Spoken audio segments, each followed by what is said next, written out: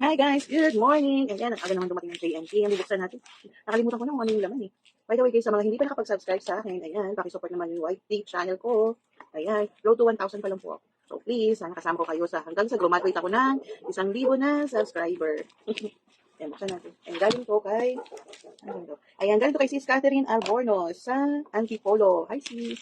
Gusto ko dumating na sis. Ayan, unboxing tayo. Ang pwede unboxing. Ayan. Alam niyo guys, yung magiging content ko dito sa YouTube is yung road to 100 kilograms. So, di ba? Kasi as of now, ang timbang ko ay hindi pala, road to kahit 60 kilograms. Ambisyosa. Road to 60 kilograms. Ano kasi ako ngayon guys, yung timbang ko ngayon is 220 pounds. 220 pounds, yung mga nasa mahigit 100 kilo yan, no? Yan. Siguro mga 110 kilos ako ngayon. Yan, kataba. So, kailangan natin magpapayat para, hindi lang dahil para sumeksi, kundi para maging healthy. Kasi kung mataba ka, kagaya ko, prone tayo sa mga sakit, high blood, sakit sa puso, di ba? Daming complication pag obese.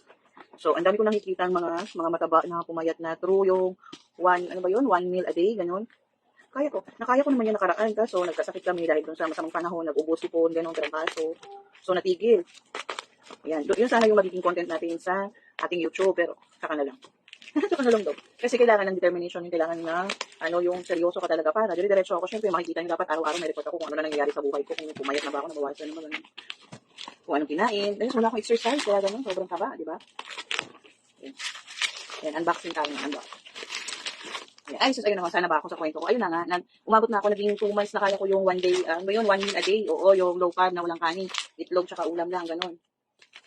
Nakaya ko yun ng, syempre pag bago ka, umpisa mo pa lang, sakit sa ulo, nahihilo ka, gano'n. Akala ko nga, naatake na ako ng high blood, nahilo ako yung pala, hilon sa gutom pala yun. Ay, sabi naman ng mga nandun sa grupo ng mga, intermittent, yung hindi kumakain ng carb, na wag naman daw biglain. Pero ayun na nga, nakaya ko na nga yung, nakaya ko na nga yun ng 2 buwan. Kaso, ano naman yung nangyari nung mga nakaraang buwan na sobrang init, tapos biglang uulan. So, ayun, lahat kami dito sa bahay nagkasakit. Pasapasahan kami ng ubo, sipon, lagnat. Diba nakakapraning, akala namin, may COVID na naman. So, punta agad kami sa San Juan de Dios. Nagpa-COVID test.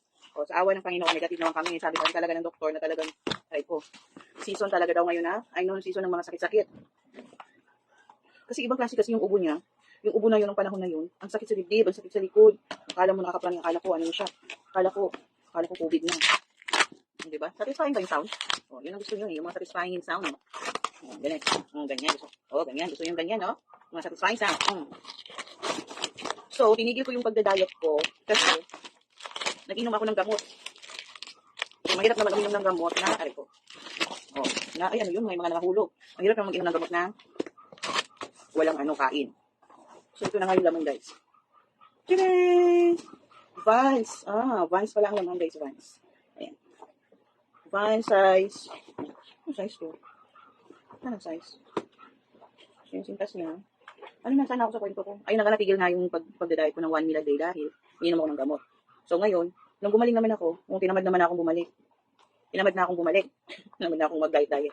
Try ko, kaya sabi ko, babalik ako sa YouTube, tapos para may kasama ko, may nanonood sa akin, meron ako, magre-report ako kung ano na nangyari, balita, gano'n. Ito guys, Vans din ulit, Vans, ang ganda ng Vans. Diba? So may gusto nyo bilhin to, PM nyo ako ha. Mura lang tong Vans. Ano na lang to?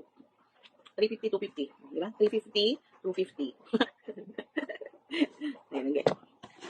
Ilalagay ko yung link ko dito sa baba, sa FB, kasi nagtitinda ako online. Ang dami kong benta, mga sapatos, bag, gano'n. So, basta pagbalik ko, yung pag nag-umpisa na ako sa 1 meal a day, sa pagda-diet ko, ay iba-vlog natin yun, samahan nyo ako, ay follow nyo, subscribe nyo ako, tingnan natin kung kinaya ng iba, kung kakayanin ko rin. No? Sana kayanin ko rin, kasi kung good health ka, di mas mahaba ang buhay, di ba? Sarap kasi kumain, tignan mo yung double chin ko. Yan. So, ito lang pala yung unboxing ko. Wala naman. 2 shoes. Uy, ang daming freebies na hulog. Wow, thank you, Sis Catherine. Wow, daming freebies, guys. Bagay sa akin to. Tignan mo naman yung ipit ko. Ay, bagay na bagay sa akin, di ba? Kasi nagpabangs kasi ako, guys. Ay, nagpabangs. Pabangs ang lola nyo, ayan.